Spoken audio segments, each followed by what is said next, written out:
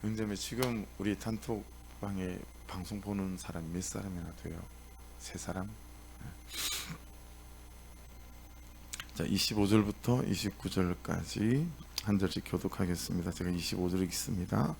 이에 다윗과 이스라엘 장로들과 천부장들이 가서 여호와의 언약궤를 절거히 메고 오벳 에돔의 집에서 올라왔는데,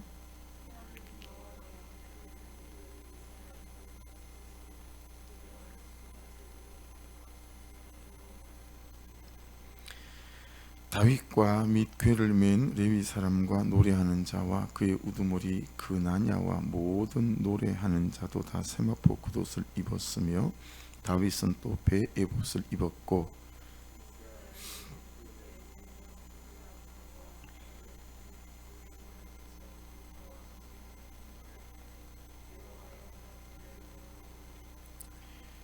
같이 읽을게요. 여호와의 언약궤가 다윗성으로 들어올 때에 사울의 딸 미갈이 창으로 내다보다가 다윗 왕이 춤추며 뛰노는 것을 보고 그 마음에 업신여겼더라. 아멘.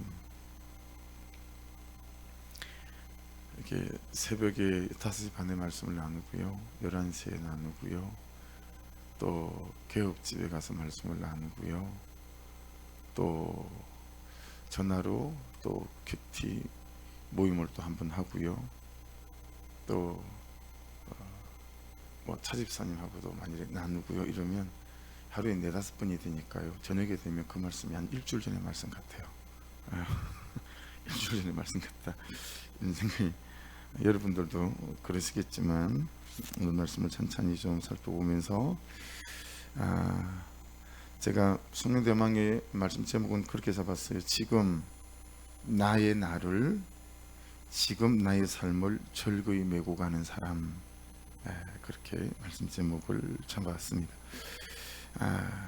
우리가 새벽에도 또 11시도 살폈던 것처럼 어제는 여호와의 언약궤를 메기 전에 한 10여 단계에, 그리고 오늘은 메고 가는 과정, 또 메고 장막에 이제 하늘 언약궤를 잘 안치하고 난 이후에 또 한 10여 단계의 과정, 그리고 우리가 다른 사무엘 하 말씀에 보면 이때 여호와의 언약궤를 움직일 때 최소 3만 명 정도가 함께 역사를 같이 했다, 움직였다라고 하는 사실도 알고 있습니다.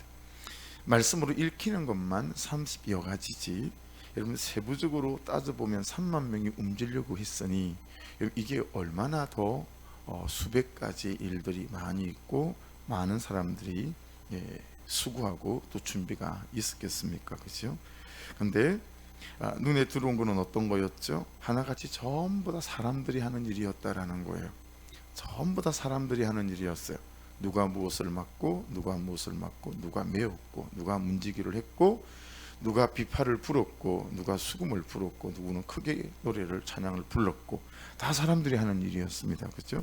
근데 그 중에 유독 하나만 하나님이 행하시는 일이 있었죠. 하나님을 말씀해 놓은 구절이 있어요. 그것이 26절 다시 보겠습니다. 26절 보시면 하나님이 여호와의 언약궤를 맨 레위 사람을 도우셨으므로 라고 말씀합니다. 유독 그 한 부분에만 하나님이 언약궤를 맨 레위 사람들을 도우셨다, 그렇게 말씀합니다. 여러분 어느 것 하나, 또 어느 가정 하나 하나님이 돕지 않으시고 될 수가 있었겠어요? 그렇죠? 그럼에도 불구하고 그 수많은 사람의 일들과 가정 중에서 26절에 하나님이 여호와의 언약궤를 맨 사람을 도우셨다라고 하는 이 말씀은, 여러분 하나님이 이 역사 속에, 그렇죠? 이들의 이 사역 속에, 그리고 삶 속에 정말 구체적으로 뛰어들어오시고 개입하셨다라는 사실들을 우리가 깨달아 알 수 있습니다. 그래서 한번 묵상해 보시면 여러분은 어느 대목에서 사람을 도우십니까?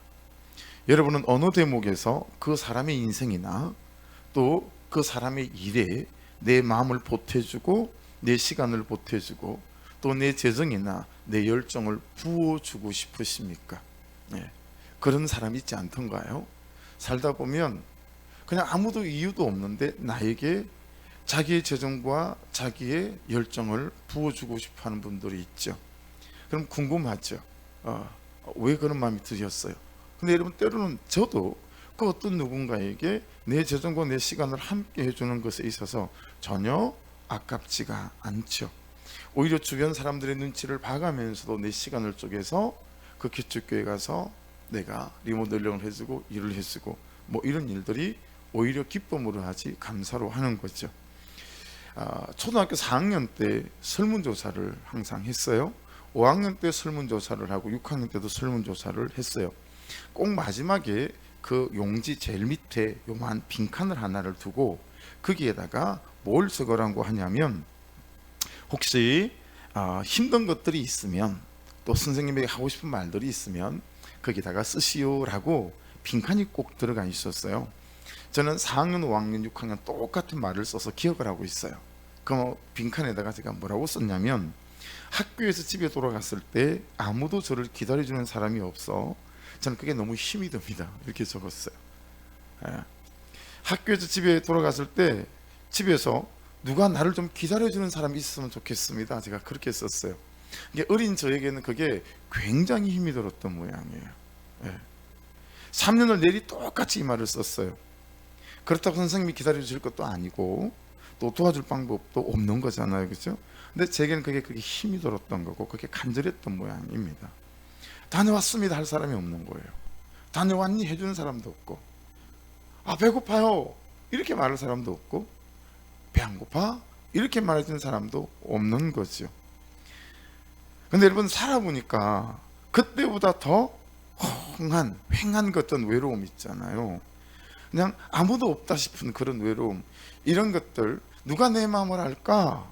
누가 나를 도와줄 수 있을까?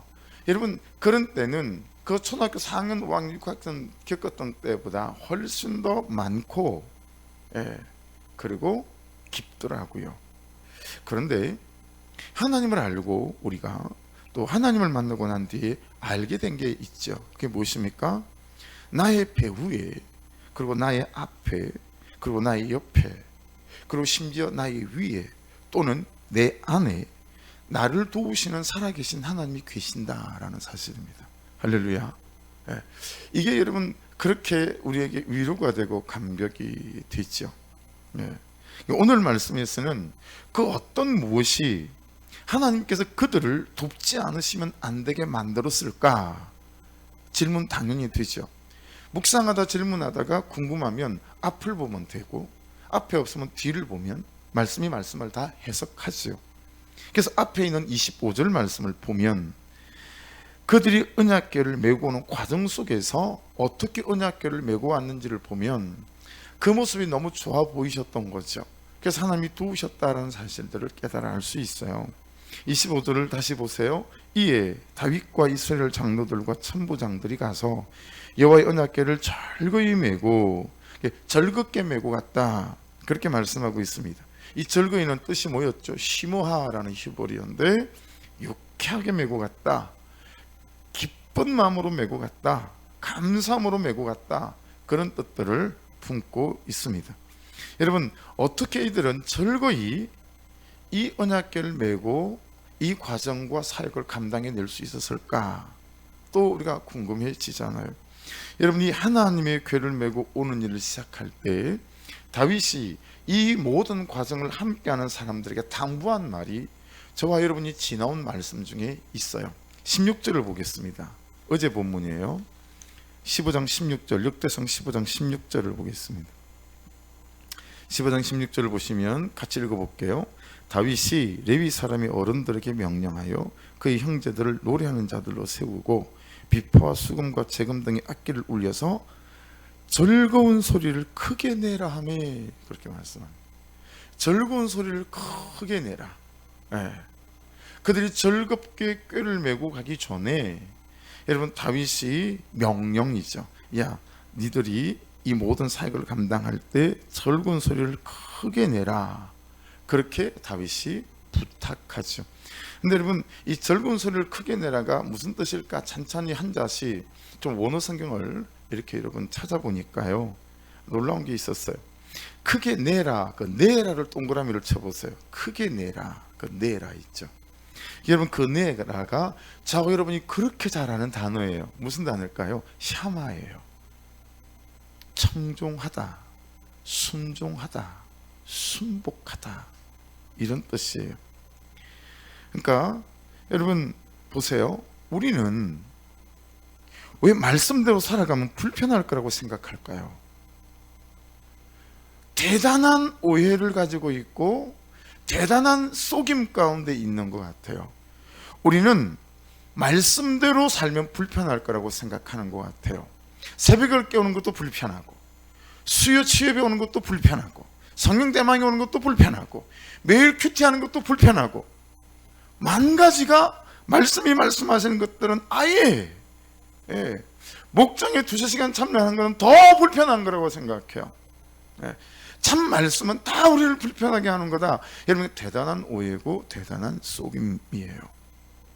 여러분, 말씀대로 살면, 말씀대로 순종하면, 사랑하라 그래서 사랑하고, 용납하라 그래서 용납하면, 하나님께 드릴 것을 드리라 그래서 드리면 손해보는 것이 아니라, 말씀은 말씀대로 순종하게 될 때 우리의 심령이나 우리의 삶이나 우리의 사역에 여러분 놀라운 즐거움과 능력이 임하게 하시는 줄로 믿습니다. 그런데 우리는 오해하고 속임 속에 있어요. 말씀대로 살면 불편하다. 그러니 여러분, 이건 살아보지 않으면, 순종해보지 않으면 모르는 거예요. 이게 썩는다 생각하고 한 번은 해봐야 되지 않겠어요? 내 일생 가운데 내가 예수를 믿은 지가 수십 년인데, 또는 10년이고 5년인데 내가 새벽을 깨워 한 달을 1년을 주님 앞에 꾸준히 나가본 적이 없다. 내가 1년 중에 모든 공예배를 꾸준히 나가 주님 앞에 서본 적이 없다. 내가 매일의 말씀을 묵상하며 1년을 살아본 적이 없다. 이런 경험이 없다면 말씀대로 살아가는 것들이 정말 불편한 거라고 생각할 수밖에 없을 거예요. 그러나 그런 삶의 한 구획을 살아본 사람들은 반드시 그 다음 해도 그 다음 해도 그리 살아갈 수밖에 없는, 순종하면 즐거움과 유쾌함과 감격이 있구나라는 사실을 경험하게 만들 줄로 믿습니다. 그게 우리의 고백 아니에요? 그래서 우리가 이 걸음을 걸어가는 거잖아요. 그렇죠? 근데 우리는 그런 오해와 그런 속임 가운데 있다라고 하는 거예요. 야, 크게 소리를 내라. 그게 여러분 샤마, 청종이라니까요. 그러니까 여러분, 우리가 그 하나님에 대한 말씀에 대하여 참으로 큰, 깊은, 끈질긴 순종과 청종이 있을 수 있기를 주의 이름으로 축복합니다. 이 말씀을 우리 삶으로 가지고 와서 적용해 보면 사실은 2가지 측면이 있죠. 이 하나님의 꾀는 2가지 측면이 있어요. 그렇죠? 우리가 지금 살펴본 바대로 며칠 동안, 그렇죠? 여호와 언약궤는 하나님을 모신 우리 자신이다라고 말할 수 있었죠. 또 하나님의 말씀을 따라가는 우리의 삶 자체다라고도 할 수 있어요. 그렇죠? 그래서 월요일 우리가 묵상 본문이었던 역대상 13장 말씀을 보면서 하나님의 궤를 만든, 그렇죠? 그 나무가 시띠 나무였다. 그 불쏘시개도 쓰지 못하는 그 시띠나무, 그 탱작나무, 그 가시나무 말이에요. 그게 예수 그리스도라는 정금을 입히고, 그러기 전에 이 시띠나무인 나에 대한 이해가 무엇이었습니까? 어느 광야에 이스라엘로 보자면요, 소망 없이 서 있는 한 그루 시띠나무 같은 나를, 불쏘시개로도 쓰지 못할 만한 이 나를 하나님이 찾아내시고 예수의 십자가 사랑으로 다듬으시고 예수의 보혈로 덮으셔서 하나님의 오심과 하나님의 계심이 되는 하나님의 전으로, 성령이 계신 성령의 전으로 되게 하셨다. 그렇게 나는 거듭난 씨띠 나무이고 하나님의 자녀가 된 씨띠 나무이다 라고 우리가 하나님의 궤를 이해하고 묵상하고 적용했습니다.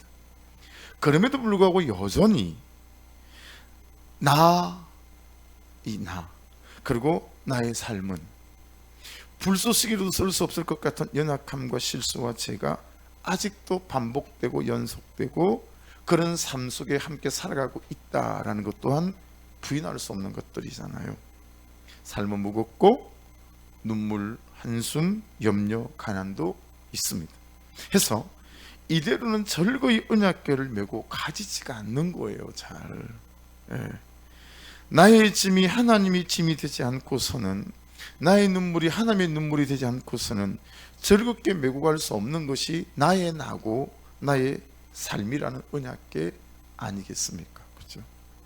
그래서 여러분, 이렇게 보고 나니까 말씀 중에 이렇게 착착 깨달아지는 말씀들이 참 여러 개가 있었어요. 그 중에 하나가 요한복음 15장 7절에 너희가 내 안에 거하고 내 말이 너희 안에 거하면 무엇이든지 원하는 대로 구하라 그리하면 이루리라. 전 이 말씀이 정말 진짜로 100%확 120%확 말씀을 묵상하다가 믿어지는 거예요.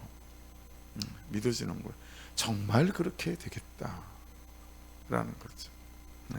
정말 씨띠나무 같지만 이 씨띠나무 같은 내 안에 하나님 그분이 계시고 그분이 살아 역사하셔서 온전히 나를 주장하고 나는 그게 순복한 인생이 되면 정말 내가 전 하나님께 모든 걸 걸었습니다 라고 그분 앞에 완전하게 부복하여 끄리낌 없이 거짓 없이 그냥 그 말씀에 온전하게 순종하는 삶이 된다면 이 말이 내 삶 속에서 그대로 일어나겠구나, 이게 믿어지는 거죠. 여러분 생각해 보세요. 다윗이 아둘람 동굴에 있을 때 그 아둘람 동굴에 모인 사람이 이런 사람들이었어요. 환난당한 모든 자와 빚진 모든 자와 마음이 온통한 자가 다 그에게로 모였고 그 숫자가 400명 가량이었다. 이게 사무엘상 22장 2절에 우리에게 들려주시는 메시지이죠. 자, 여러분, 절대적인 도움이 필요한 그 사람들이 왕이었던 사울왕을 찾아가는 게 옳습니까? 도망자인 다윗을 찾아가는 게 옳습니까? 여러분이라면 누굴 찾아가죠? 100% 보리 한 대박이라도 받으려면 사울왕을 쫓아가야 합니다. 근데 여러분, 그 도망자인 겨우 언제 어떻게 죽을지 모르는 이 아둘람 굴에 있는 다윗을 왜 찾아갔을까요? 왜 그랬을까요? 이 대목이 너무너무 궁금하지 않으세요? 그 사람들을 불러다가 도대체 무슨 정신에 사울왕을 찾아가지 않고 그 도망자 다윗을 왜 찾아간 거예요? 라고 질문해보고 싶지 않냐 이 말이에요. 여러분, 누가 봐도 사울왕을 쫓아가는 게 옳은 결정이고 선택이고 판단 아니겠어요? 그들이 왜 그랬을까요? 이것 때문입니다. 아잘의 뜻이 뭐였죠? 오늘 새벽에 보셨죠? 아잘의 뜻은 당신의 하나님이 당신을 도우시는 것을 내가 봅니다 라는 뜻이에요. 환난당한 자들이 아는 게 뭐예요? 자신들에게는 달리 다른 방법이 없다라는 거예요. 빚진 모든 자와 마음이 원통한 자들이 아는 것이 무엇입니까? 자기 자신들에게도 더 이상 기대가 없고 사람들에게도 더 이상 기대가 없다는 사실을 이 사람들은 너무 잘 알고 있어요. 모든 관계가 단절되고 끊어졌고 돈 좀 있고 도와줄 수 있는 사람들은 전부 다 등을 돌리고 다 돌아섰어요. 사울왕을 쫓아가 본들 그 사람이 자기를 살피지 않을 것이라는 사실을 너무 잘 알아요. 아무리 봐도 내 인생은 하나님 정도 아니면, 하나님이 주신 기적 정도 아니면 달리 다른 방법이 없겠다. 정말 하나님의 기적이 필요하고 하나님의 역사가 필요한 사람들한 사실을 자기들 스스로가 너무 잘 알고 있는 거예요. 어떻게 그들의 마음을 우리가 알 수 있죠? 우리가 그럴 때가 많잖아요. 제가 그럴 때가 많거든요. 나는 정말 하나님 아니면 답이 없겠다. 사람이 나를 도울 수 없다는 사실을 너무 잘 알아요. 여러분, 사람이 주는 도움은 정말 한계가 있다는 거 아시죠? 여러분, 제가 아는 누구 집사님 그리고 성도님, 이런 분들이 제 묵상에는 여기 빚진 모든 자였어요. 마음이 온통한 모든 자였어요. 환난당한 모든 자였어요. 근데 그 사람들은 여전히 사울왕을 쫓아가요. 이게 제 목회의 어려움이고, 제가 참 하나님 앞에서 헌신되지 못해서 내가 하나님 앞에 더 하나님께 내 삶이 성결함으로 매달려야 될 그런 이유인 거죠. 너무 잘 아는데 제 삶과 태도로 잘 되지 않는 거죠. 여러분 그 마음이 빚진 자들 또 환난 당한 자들이요, 그들의 눈에 딱 한 사람만 보이는 거예요. 하나님이 도우시는 사람, 하나님이 함께 하시는 사람, 그 하나님을 믿고 그 하나님을 신뢰하고 그 하나님의 말씀을 따라 사는 사람. 그래서 자기들이 봐도 하나님이 그를 돕고 있다, 하나님이 그를 살리고 있다, 하나님이 그를 살게 하시겠다라고 눈에 확 들어오는 딱 한 사람, 그게 다윗이었어요. 아자르한 사람. 그래서 그들이 사울 왕을 쫓아가지 않고 다윗을 쫓아갔습니다. 사랑하는 여러분, 지금의 내 처지가 광야에 있다라는 게 하나도 중요하지 않아요. 아멘. 지금 내 처지가 도망자 하나도 중요하지 않아요. 할렐루야.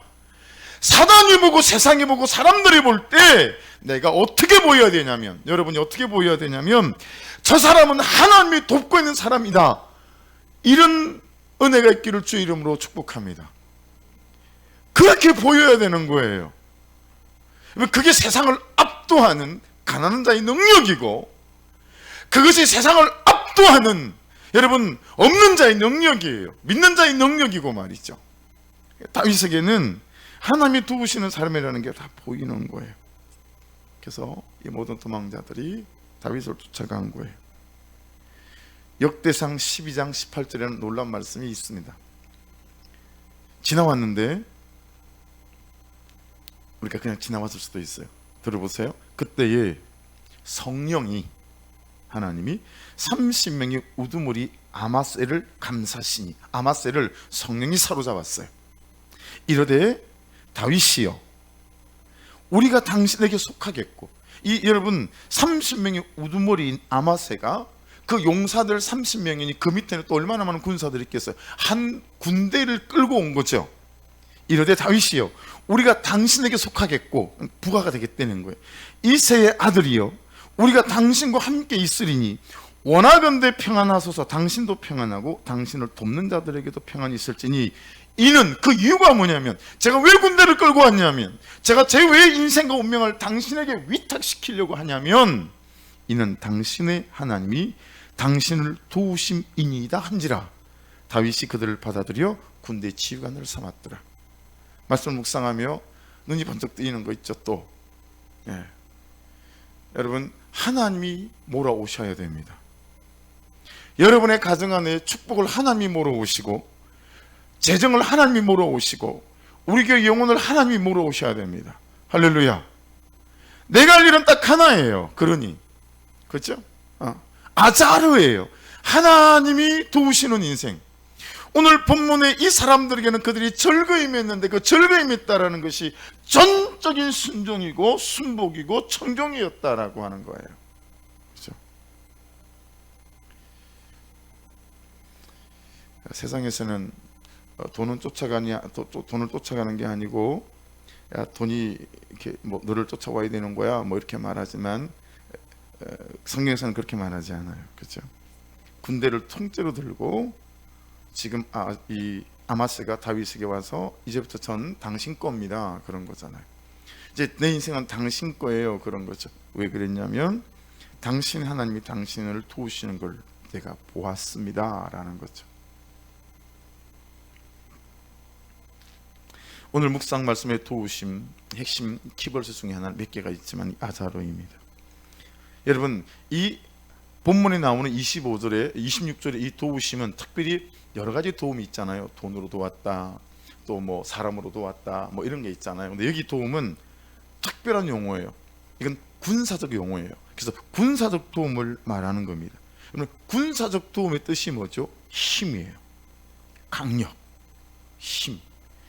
그래서 고린도서 10장 4절 말씀과 연결이 돼요. 우리의 싸우는 병기는 육체에 속한 것이 아니고, 손으로 붙들고 있는 칼, 창, 활 아니고, 오직 하나님 앞에서 견고한 진을 파는 강력이라. 우리 안에 있는 모든 견고한 진을 파는 이 강력은 하나님이 도우실 때 우리로부터 이 씨띠나무 같은 쓸모없는 나의 존재가 예수의 은혜를 덧입어 여러분 강력한 힘을 가진 하나님의 군대가 된다라고 말씀하고 있습니다. 전체를 다 읽어볼게요. 고린도 10장 3절로 5절. 우리가 육체에 있어 행하나 육체대로 싸우지 아니하노니 우리의 싸우는 편견은 육체에 속한 것이 아니요 오직 하나님 앞에서 견고한 진을 파는 강력이라. 모든 이론을 파하며 하나님 아는 것을 대적하여 높아진 것을 다 파하고 모든 생각을 사로잡아 그리스도에게 복종케 하니. 할렐루야. 무엇이 그렇습니까? 언약궤의 의미를 십집나무라는 측면에서 살피면 나 자신이고 나의 삶이죠. 어떻습니까? 여러분 자신을, 여러분의 삶을 즐거이 메고 가십니까? 하지만 또 다른 의미에서 언약궤의 의미는 어떤 게 있죠? 하나님의 오심과 하나님의 계심, 하나님의 임재와 하나님의 내주하심을 상징하는 것이 하나님의 언약궤죠. 그래서 요단강을 건널 때도 하나님의 법궤를 레위인들이 먼저 메고 레위인들의 발이 그 요단강의 발목까지 딱 들어갔을 때 요단강이 말려 올라가기 시작했죠. 모든 전쟁터에서 항상 하나님의 언약궤가 먼저 앞장을 섰었죠. 여러분, 말씀이 하나님이 항상 여러분의 앞에 서시고 따라가는 이 훈련이, 이 연습이, 이 인생의 리허설이 날마다 되어지는 은혜가 있기를 주의 이름으로 축복합니다. 따라해 보십시오. 이게 되어야 저게 된다. 자, 이건 무엇이겠습니까? 말씀을 앞세우는 하나님의 오심과 계심, 하나님의 임재와 내주하심을 말하는 거예요. 어디에요? 내 심령에, 내 삶에. 이게 되면 저게 됩니다. 뭐라고요? 저건 뭐죠? 이 십집나무 같은 나, 그리고 나의 삶을 즐겁게 메고 가는 게 됩니다. 다시 한번 하십시오. 이게 되면, 이게 뭔지 아시겠죠? 저게 됩니다. 할렐루야. 이게 되면 저게 됩니다. 근데 오늘 본문 안에 이것이 안 돼서 저것이 안 된 한 사람이 누구죠? 미갈이에요. 미갈은 이게 안 됐기 때문에 저게 안 되는 거예요. 여러분, 미갈을 29절에 그렇게 소개해요. 여호와의 언약궤가 다윗성으로 들어올 때에 사울의 딸 미갈이 창으로 내다보다가 다윗 왕이 춤추며 뛰는 것을 보고 그 마음에 업신여겼더라. 여러분에게 미갈을 소개했지만 미갈은 사울 왕의 둘째 딸이었어요. 다윗을 사랑했어요. 그래서 참 다윗을 죽일 목적으로 블레셋 군사에 100명의 표표를 가져오려 했더니 다윗이 200명을 죽이고 200명의 표표를 가져와서 결혼했어요. 아버지가 자기 남편을 죽이려 한다는 사실을 알고 성에 줄을 매달아 끈으로 다윗을 피신시켰어요. 그랬더니 이제 사울 왕이, 여러분, 딸까지 꼴보기 싫은 거죠. 그래서 강제적으로 라이스의 아들 발리라는 남자한테 이미 다윗의 아내였던 이 미갈을 다시 시집 보내버리죠. 그렇게 십수년이 지났어요. 여러분, 다시 이스라엘 왕이 되어졌을 때 다윗이 미갈을 다시 자기 아내로 찾아오지 않았겠습니까? 그러면 어때야 되죠? 정말 감사해야 되고, 자기를 아직까지 잊지 않은 것들에 대해서 감격해야 되고, 참 존중하고, 뭐 그런 아름다운 해피엔딩이 되어야 되는 게 맞잖아요. 그런데 이 본문에서 업신여겼더라, 이거 바자라는 단어라고 소개했잖아요. 여러분, 마음속으로 이거 원어적으로 정확하게 좀 더 리얼하게 표현해 볼게요. 이해하십시오. 미친놈 지랄하고 있네, 뭐 이런 거예요. 창밖을 쳐다보면서 은하께 가지고 오면서 다윗이 춤을 추는데 바지가 흘러내렸단 말이에요. 팬티가 다 보이는 거예요. 그런데도 막 춤을 추고 있으니까 여러분, 그 창밖으로 쳐다보고 있던 미갈이 심중에 업신여겼다. 사무엘하 6장에는 그렇게 기록이 되어 있어요. 여기는 마음으로 업신여겼다 이렇게 되어 있잖아요. 여러분, 마음으로 그렇게 업신여길 정도면 평소에 미갈이 다윗에 대한 태도가 어땠다라는 거예요? 완전 무시한 거죠. 남편으로 존중하지 않았다라는 거예요.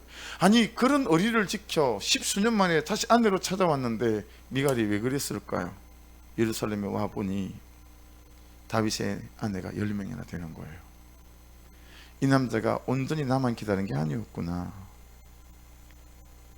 이 미갈에게 되게 상처가 됐던 것 같아요. 사람은 다 상처투성해요. 여러분, 미갈을 어떻게 탓하겠어요? 그렇죠? 여러분, 이렇게 되던 상황에서 미갈에는 어떤 원망이 있을까요? 처음에는 다윗을 원망하는 거예요. 아니, 지구지순하게 오명불망 나를 기다린 게 아니고 결국 이 많은 여자와 자녀를 거느리고 왜를 나 찾아온 거야? 왜? 나를 왜 찾아온 거야? n분의 1로 10분의 1의 사랑이 여러분 미갈은 자신에게 왔으니 흡족되지도 않고, 다윗을 원망하다 보니까 누가 원망이 되겠어요? 사울이 원망이 되는 거예요. 아버지가, 우리 아버지가 다윗을 쫓아내지만 않았어도. 여러분 사울 왕을 원망하다 마지막에 누구를 원망하는지 아시죠? 여러분 다 해보셨잖아요. 남편을 원망하다 보면 나중에 자신을 원망하게 되고요, 자신을 원망하다 보면 나중에 결국 하나님이 원망이 돼요. 결국은 하나님이 원망스러운 거야. 하나님 왜 이렇게 하신 거야? 왜 이미 나한테 왜 이러시는 거야? 이렇게 되는 거죠. 그래서 업신여겼다라고 하는 이 바자라는 이 단어가 어디서 왔다고요? 하나님께 불순종하다라는 단어에서 파생된 단어가 이 바자, 업신여긴 거예요. 그러니까 하나님이 마음에 없으니까 사람이 존중되지 않아요. 내 삶이 존중되지 않죠. 내 인생처럼 이게 비참한 인생이 없는 것 같고, 내 지금의 현실처럼 초라한 게 없는 것 같고, 하나님이 없으니까 이렇게 연결이 되어지는 거죠. 태도는 심중에서 나오고, 그 심중은 결국은 하나님 없는 이 하나님에 대한 인식에서 나온다라고 하는 것을 말씀하면서 깨달을 수 있습니다. 여러분, 미갈의 심중이 이랬단 말은, 그죠? 우리가 이 미갈 안에 살아계신 하나님이 살아계신 하나님으로 계시지 않았구나 라고 하는 것들을 한 번에 알 수가 있습니다.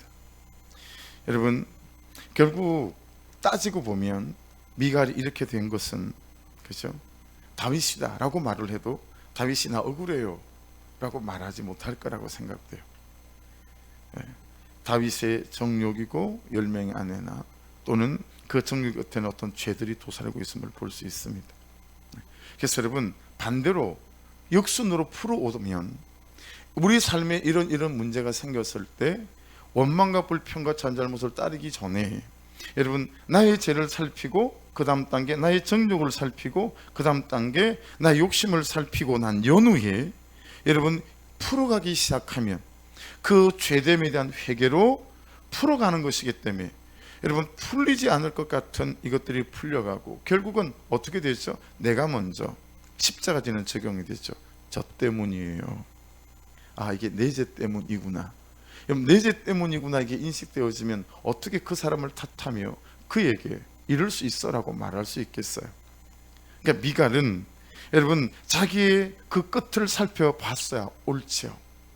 또 다윗은 다윗의 끝을 살펴봐야 옳지요. 그러면 이게 전혀 다른 국면의 가정이 또 펼쳐졌을지도 모를 일이다 라고 생각되어지는 거죠.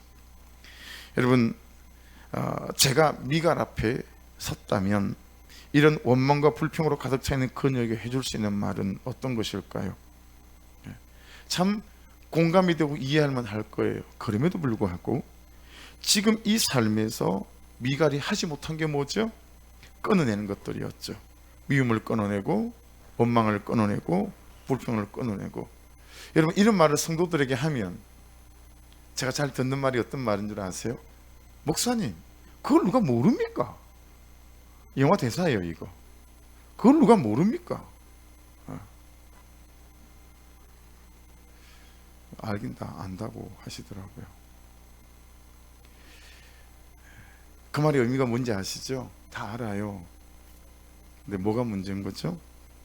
미갈에게는 살아계신 하나님이 살아계신 하나님으로 계시지 않았어요. 그래서 아는 대로 내 말이 안 나오는 거예요. 여러분, 막 감정이 뒤틀려 있으면 그렇지 않은가요? 제 감정이 뒤틀려 있으면 제 자녀들에게, 제 아내에게, 전도사님에게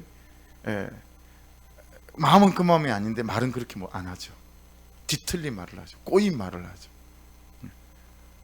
그래서 우리 자녀들은 제게 이제 그런 부족한 제, 익숙한 제게 익숙해져 가지고 아빠 말은 그렇게 해도 또 해줄 거지?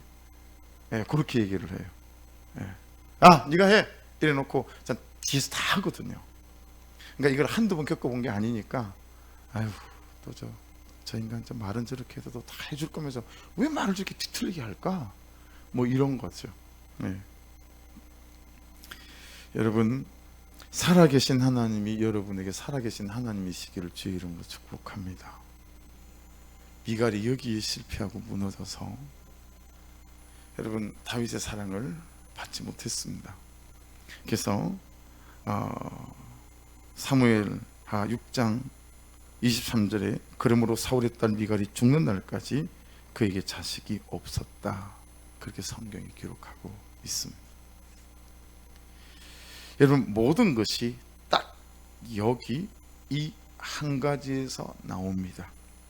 하나님 있는 나, 하나님 없는 나, 여기서 갈립니다. 따라해 보십시오. 모든 것이 딱 여기 이 한 가지에서 나온다. 하나님 있는 나. 할렐루야. 하나님 있는 나, 여기에서 모든 것이 나와요. 그래서 미갈은 하나님 없는 나였기 때문에 이 원망과 불평을 끊어낼 힘도 없고, 그리고 다윗이 하는 짓마다 꼴 보기 싫은 거죠. 저를 좀 쳐다보시겠어요? 그러시죠? 그러실 때가 있으시죠? 다른 사람한테 물어볼게요. 그러시죠, 사모님? 언니자매, 그죠? 목원들이 하는 짓마다 미울 때가 있죠. 권사님은 안 그러실 것 같아요. 근데 저도 때때로 어떤 사람이 하는 짓마다 미울 때가 왜 없겠어요. 근데 그때마다 제게 하나님 없는 나로 제가 방치되어 있는 거죠. 참 안타까운 것 같아요. 여러분, 하나님 있는 나로 우리 교회 성도 한 사람 한 사람들이 세워져 가는 그런 은혜가 있기를 주의 이름으로 축복합니다. 그렇게 되어지면 원망을 끊을 힘도 생기고, 오히려 우리가 묵상하는 대로 재료로 삼아 그 재료가 나를 성장하고 성숙해 하는, 그죠? 그는 원료가 되어져서 미갈이 그 나라 안에 자기 같은 그런 고통받는 여러 아녀자들을 품에 품고 살아간다면 사람들이 미갈을 어떻게 봤을까요? 아자르, 하나님이 당신을 도우시는 것을 내가 봤습니다. 그래서 또 다른 많은 사람들이 미갈에게 나왔겠죠. 핵심은 여기에 있어요. 우리가 부족한 게 아니에요. 우리가 모자란 게 아니고 우리가 능력이 없는 게 아니에요. 하나님이 우리를 도우시지 않기 때문이에요. 그러므로 여러분, 저와 여러분이 하나님이 도우실 수밖에 없는, 그냥 지금 이 여기에서, 현실에서 여러분 즐거움으로 주신 모든 언약궤들을 메고 갈 수 있는 저와 여러분 될 수 있기를 주의 이름으로 축복합니다. 근데 그 즐겁게 꾀를 메고 가려면 오늘 말씀에 기록된 대로 이 말씀 앞에 청종하며 순복하며 순종해 갈 때 여러분 즐겁게 메고 갈 수 있는 하늘로부터 공급되어지는 은혜의 힘이 우리를 붙들어 주실 줄 믿습니다. 모든 것이 딱 여기 이 한 가지에서 나온다. 하나님 있는 나. 기도하겠습니다.